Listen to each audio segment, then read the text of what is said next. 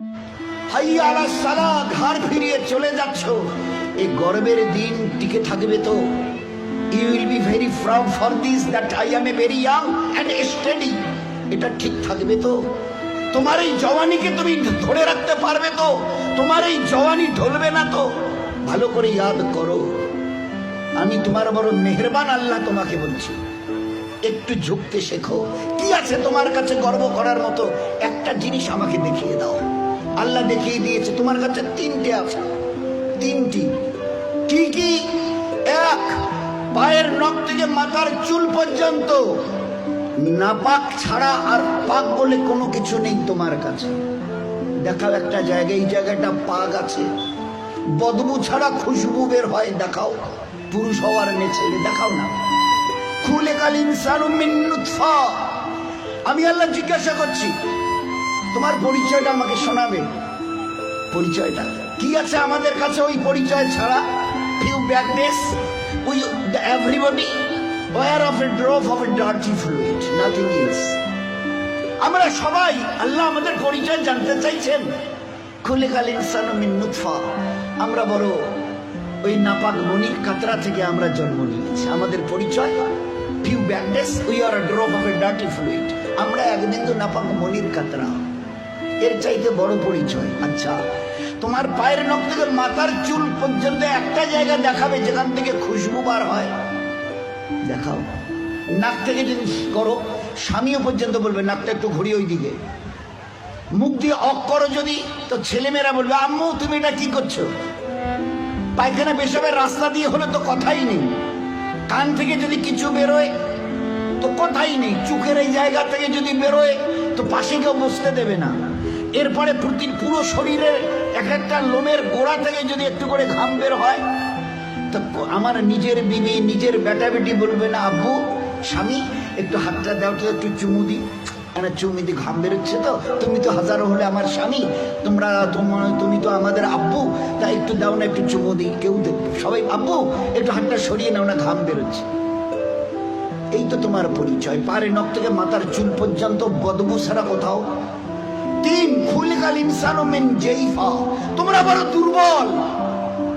আমি জিজ্ঞাসা করছি, 3.5 হাতের একটা এইরকম শরীর, সুঠাম চেহারা, আচ্ছা তোমার পিঠে কি বসে আছে?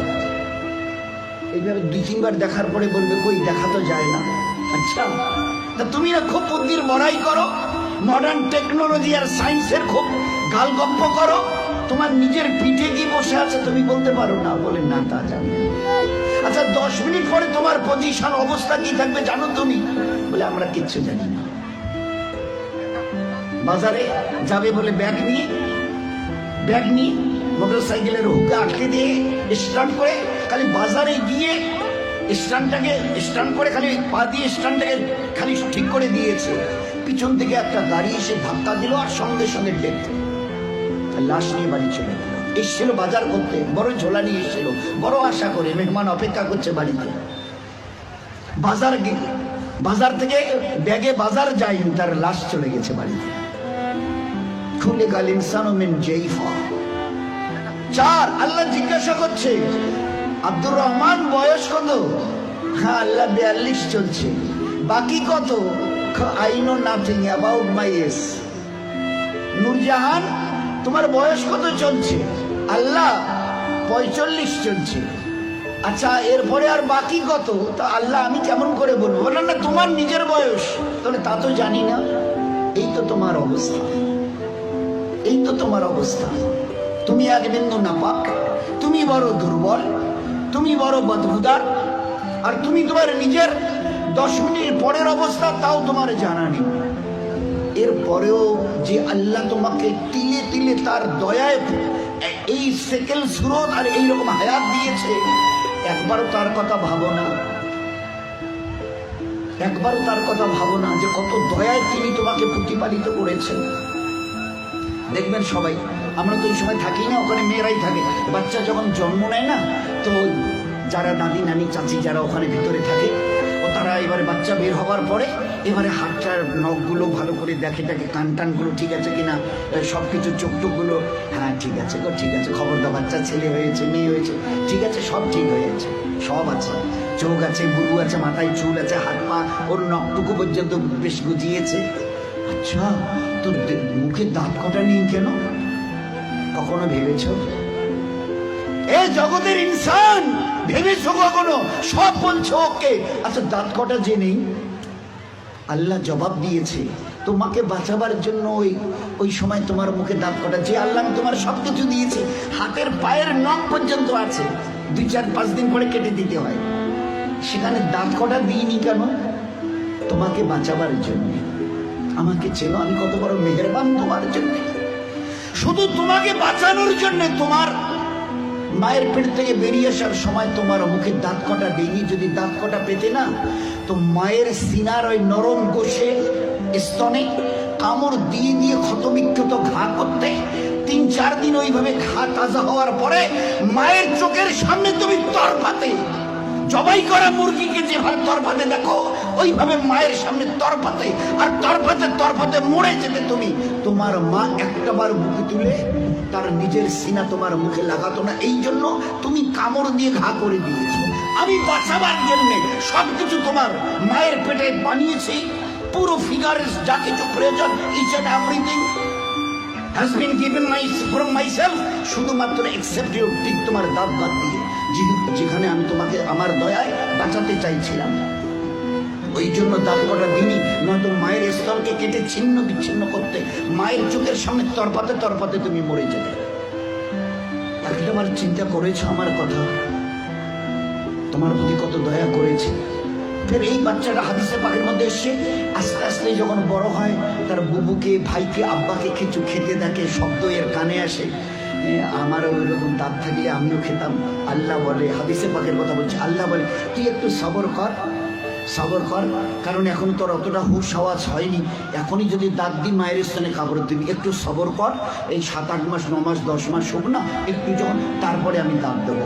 গোস্তের ওই নরম জায়গা থেকে আস্তে করে বাবা মাও সব খুশি, আম্মা তোমার নাতির দাঁত গজিয়েছে শুনেছ? আচ্ছা, 2টো দাঁত গজিয়েছে, তো উঠতে দেখে সবাই খুশি। আচ্ছা, কখনো ভেবেছ এই দাঁতটা বাড়তে বাড়তে এই পর্যন্ত বারবার পরে আর বাড়ে না? Why? What is the reason of it?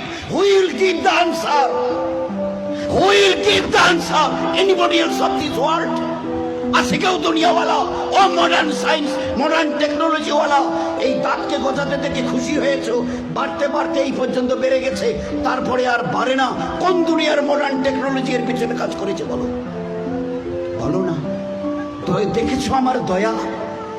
তারপরেও যদি যেভাবে বাড়ছিল, যদি আর 6টা মাস বাড়তো না, তোমার নিজের চেহারা আয়নায় দেখলে তুমি একবার দেখে আটকে উঠে বেহুশ হয়ে মরে যেতে, অজ্ঞান হয়ে মরে যেতে। কি বিকট চেহারা! নিচের দাঁতগুলো বেড়ে গিয়ে এইরকম, উপরের দাঁতগুলো বেড়ে গিয়ে এইরকম হতো তোমার চেহারাটা, বিকট একটা চেহারা হতো। আমি ওটাকে কন্ট্রোল করেছি। এই বাচ্চা তখন 7-8-10 মাসের, 1 বছর 1.5 বছরের বাচ্চা দেখে দাদা কি যেন, ভাইজান যেন কি কর্মর করে চিবোচ্ছে, বুবু যেন কি একটা খাচ্ছে শক্ত মতো, আব্বু যেন কি একটা শক্ত মতো চিবোচ্ছে, শোনা যাচ্ছে। আসমান থেকে আওয়াজ আসে, তুই একটু সবর কর না, তোকে হালকা জিনিস খাওয়ার জন্য যে দাঁতটা এখন দিয়েছে ওটার নাম হচ্ছে দুধ দাঁত, এর ক্যাপাসিটি কম, হালকা জিনিস চিবোতে পারবি, শক্ত জিনিস চিবোলে না ও দাঁত ভেঙে যাবে, তো তুই একটু সবর কর। ফের কদিন পরে একটা করে নড়া শুরু করে, আম্মু এ দাঁতটা নড়ছে, ফের একটা একটা করে 32 টাকা আমি ট্রান্সফার করি, ফের ওখান থেকে গজানো শুরু করি। এইবারে তুমি নিজের দাঁত দিয়ে যত শক্ত হাড় হোক, পেয়ারা হোক, যা কিছু মন চায় খুব কড়মড়ি চিবিয়ে খাও, কোনো অসুবিধা হবে না। এত বড় দয়ার দান দেখেও তুমি একটাবার আমার সামনে ঝুঁকাবে না? আচ্ছা, আমার কাছে তোমাকে ফিরে আসতে হবে না? বলো বলো যে ফিরবে না, ফিরবে না। আজ তুমি আস্তিন গোটাও, লাল চোখ দেখাও, আমার জমিনে দর্প ভরে পা রেখে চলো। আচ্ছা, তোমার কি মনে হয় তুমি আমার সঙ্গে মোকাবেলায় আসবে? আসবে? তোমাকে সেজদা করতে না, না, ওসব আমাদের দ্বারা হবে না। হয় হয় হয়, কি আছে তোমার কাছে গর্ব করার মতো? আর আমার সঙ্গে তুমি পাল্লা দেবে, মোকাবেলায় আসবে, কি আছে তোমার কাছে বলো না? এর মাছ, আজকের যেটা ফুলছে মাসল, এটাকে না আর এইদিকে ঝোলা মানে ফুলাতে পারবে না। শত চেষ্টা যদি করো তো উপরের দিকে নয়, নিচের দিকে ঝুলে থাকবে। যে দাঁত আজকে কর্মড়িয়ে অন্যের দিকে লাল চোখ করে তাকাও, এই চোখ আজ বাদে কাল ঝাপসা হবে। এ দাঁত তোমার কাছ থেকে তোমাকে জিজ্ঞাসা না করে বিদায় নেবে। এ কালো চুল তোমাকে না বলে সাদা হবে। এ শক্ত বডির মাসল এই তোমাকে না জিজ্ঞাসা করে গোস্ত আস্তে আস্তে চামড়া ঝুলে থাকা শুরু হবে। আমার কাছে কি তোমার কাছে আছে মোকাবেলা করার মতো? কিছুই আমি করব না, শুধু তোমার বয়সটুকুকে একটু যদি বাড়িয়ে দিই।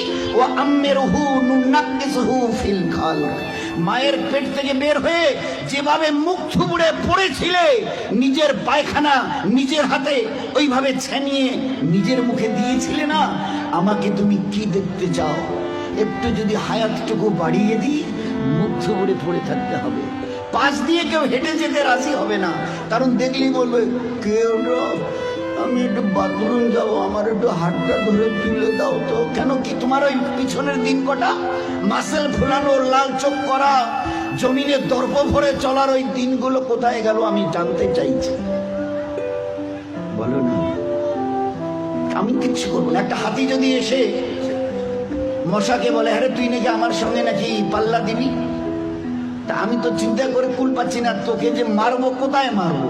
আচ্ছা, একটা হাতি যদি মশাকে মারতে চায় কোথায় লাদ মারবে বলেন তো? তো আল্লাহ যদি আমাদের মতো 3 হাতের একটা কমজোর নাপাক ইনসানকে আল্লাহ যদি টোকা দিতে চায়, তো আল্লাহ কি জিজ্ঞেস তোর কোথায় টোকা দেবো বলতো? আমি আল্লাহ শত আসমান জমিনকে একদিন আমি আমার হাতের তালুতে নেব। লিল্লাহিল ওয়াহিদিল কাহার, শত আসমান ও জমিনকে আমি একদিন আমার হাতের তালু। তো আল্লাহ কত বড়! আর ওই আল্লাহর মোকাবেলায় যদি আমি আসি, তো আল্লাহ কি বলবে? ওই হাতির মতো মশাটাকে যদি বলে আরে তোরে আমি কোথায় ধরি আর কোথায় মারি বলতো?